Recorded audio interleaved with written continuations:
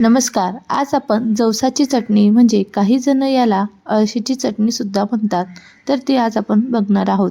ही सर्वात पौष्टिक अशी जवस चटणी आहे आणि शरीरासाठी खूप आरोग्यदायी. सर्वात आधी कढईमध्ये जवस घालून जवस ही खुसखुशीत खमंग होईपर्यंत मंद आचेवर परतवून घ्यायची. त्यानंतर त्यामध्ये तीळ घालून तीळसुद्धा व्यवस्थित परतवून घ्यायची. त्यानंतर कढीपत्ता कुरकुरीत होईपर्यंत परतवून घ्यायचा.